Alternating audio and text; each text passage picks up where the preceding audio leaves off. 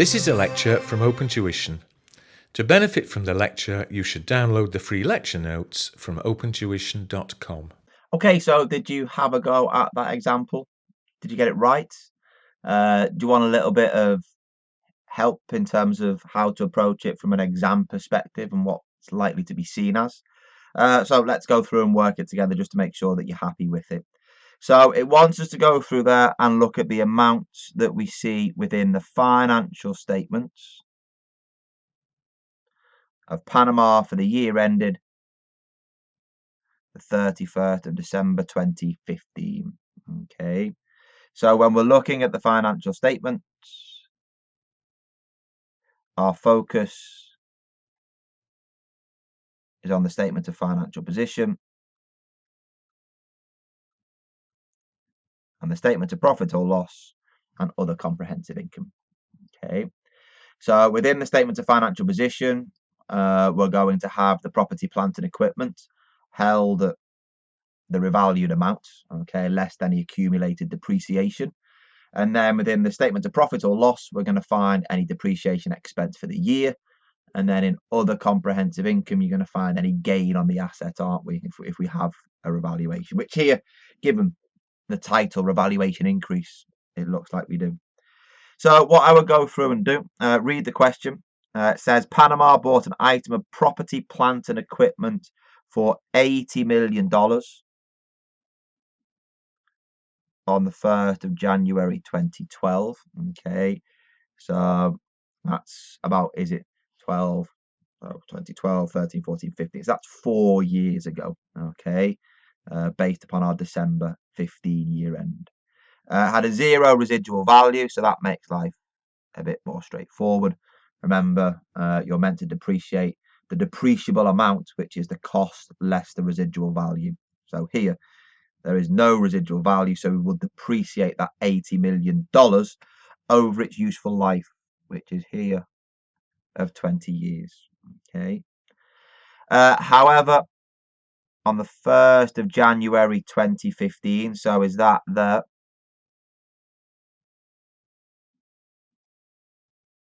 At the start of the year, it was revalued to its fair value of $95 million. Okay. So what are we going to have? If we're looking at the extract from the financial statements, then what we're going to see there is, first of all, the statement of financial position. So I would split your page into two.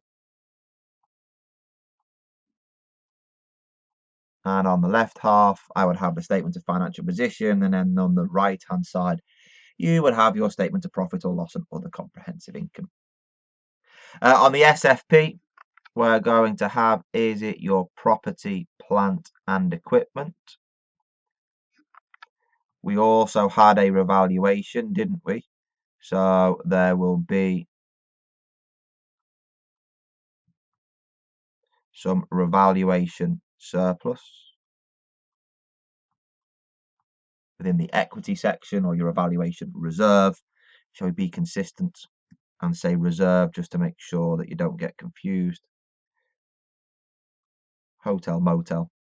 And then what you've got as well is on the statement of profit or loss, there will be some depreciation. And then as there has been a revaluation increase, there will be a gain. Just note, the depreciation goes through profit or loss. The gain goes through other comprehensive income, doesn't it? Okay. The PPE, if you so wish, will be a non-current asset, and the revaluation reserve will be an equity, won't it? Okay. We need to be able to go through and set ourselves up and working. So let's go through to do the calculations. Let's set up a separate working. You can do that just underneath. And what I would do is I would always adopt the 4-column approach whenever you have a revaluation. So in the first column, you have there your narrative. Then what we go through and do is we will have the historic cost. We then look at what we have under the revaluation model before we then go through that.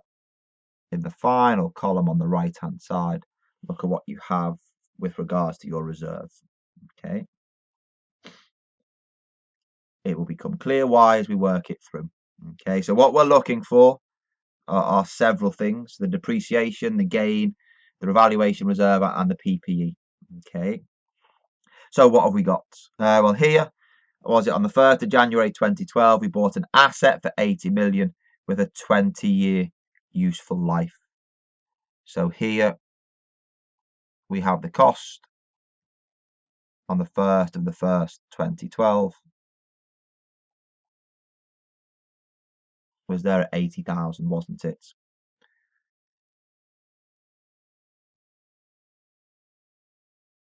The accumulated depreciation. So is that the 80,000 divided by your 20 years? And what we're trying to do is we're trying to get down to our carrying value at the date of the revaluation, okay, which is there. It was carried out on the first day of the new accounting year, which will be the same as the final day of the previous accounting year, won't it? Because what's going to happen there is that that carrying value, whatever it is going to be revalued upwards, isn't it, to its revalued amount, which was there as 95 million.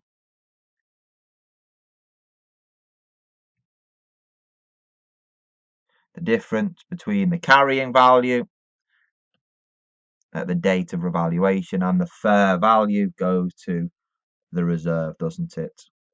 So here, from the 1st of the 1st, 2012 to the 31st of the 12th, 2014, all of 2012, all of 2013, all of 2014. So there are 3 years worth of depreciation. If you tap that into your calculator, you should get, is it 12,000? And 80 less 12 is 68,000, isn't it? Okay. So based upon that, the gain that we have is from 68 up to 95. Does that go through there and give me 27,000? Okay. Again, just so you're aware, we are working it in round thousands, keeping it simple. So what I could do then is that is the gain. That gain goes through OCI. Okay. So we've got a gain, is it, of 27,000. That is going to go through other comprehensive income. What we need to then do is we need to move this along until the end of our current accounting period so that we can work out the depreciation for the year.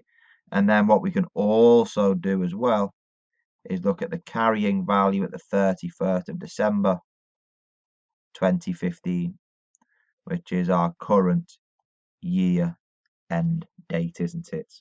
Okay. So what have we got?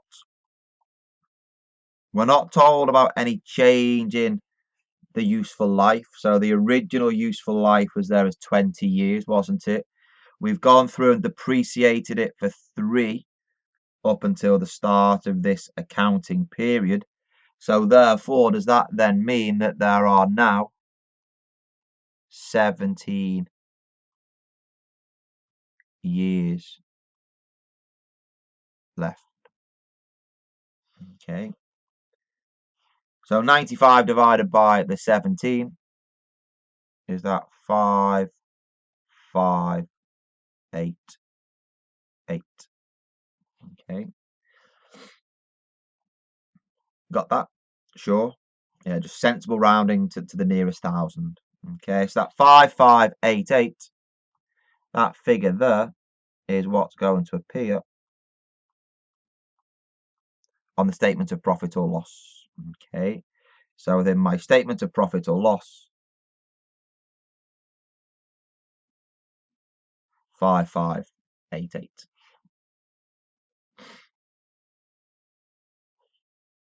What we then can do is we can work out, is it the carrying value at the end of the year?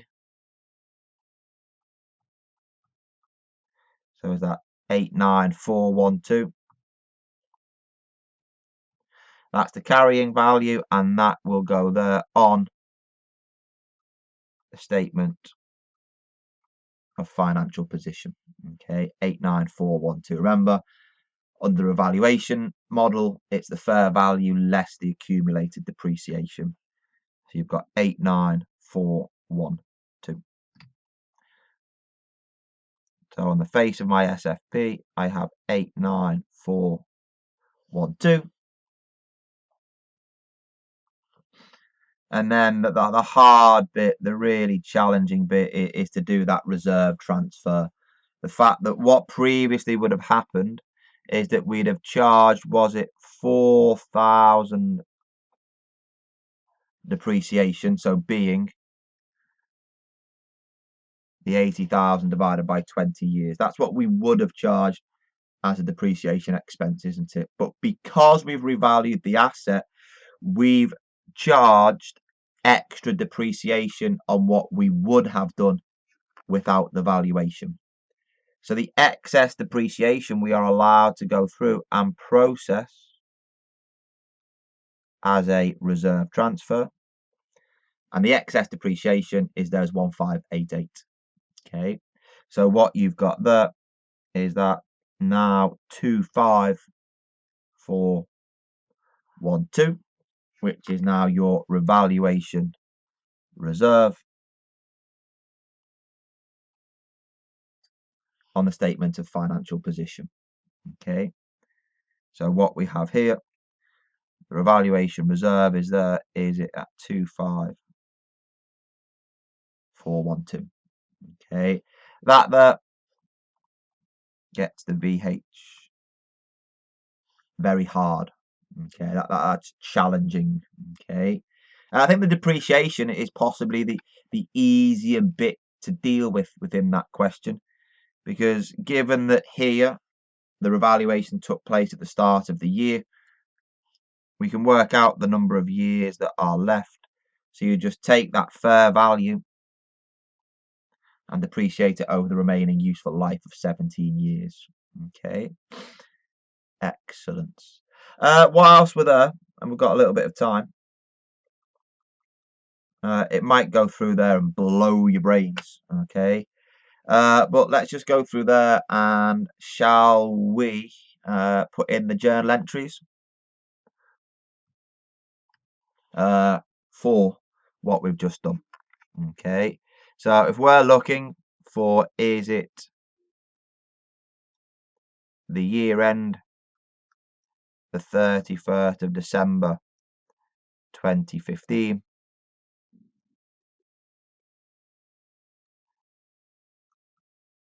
let's look at those journal entries. Let's turn you into an accountant and not just a number crunching machine. Okay, so what we've got there, first of all, would be the revaluation. So remember that revaluation took place, was it on the 1st of the 1st 2015, wasn't it? Okay, so what we need to do is that we need to debit the cost, we need to debit the accumulated depreciation, and remember the credit there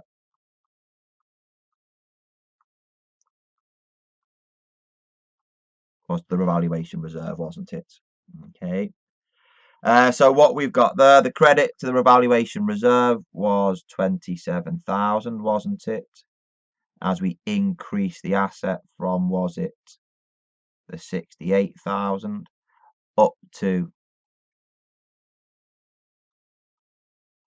the 95,000.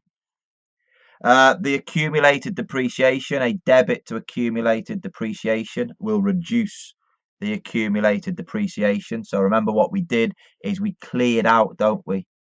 Going back to the days of financial accounting, you need to remove the accumulated depreciation that has already been charged. So that there is the 12,000. We remove that entirely, because what that then does is that then goes through there and takes us back and leaves us with just the original cost. Is it there of 80,000? And then that 80,000 cost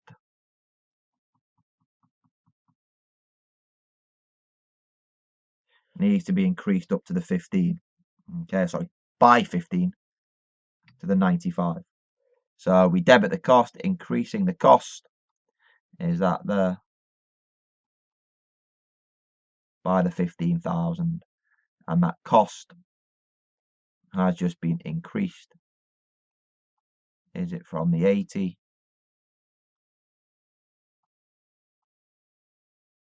up to the 90,000? Okay. And then the way in which we did it when you had done it in financial accounting is you'd have debited the cost, debited the accumulated depreciation, and then put in the revaluation reserve as a balancing figure. Okay. But it's entirely up to you how you work it. You don't actually need the debits and credits. I'm just showing it you to turn you into an accountant. Okay. And then what you've got as well, I'll put it in because it is an entry, isn't it, for the depreciation. So we're going to debit the depreciation expense, credit the accumulated depreciation. So was that there with 5588? There we go. Okay. And then what you've got finally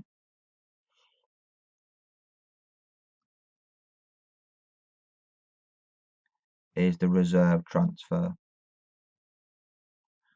Remember, there is a reserve transfer, isn't there? My lines are no good. I can't seem to draw them straight. That's reasonably straight. I don't know what's going on. Remember, that is there, isn't it, for the excess depreciation. Okay. So here, the excess depreciation that we charged, was it there as the 1588? How do we process that as a journal entry? Oh, careful, gone too far. There we go. So what we're doing here is that we're debiting the revaluation reserve. So we're using that reserve.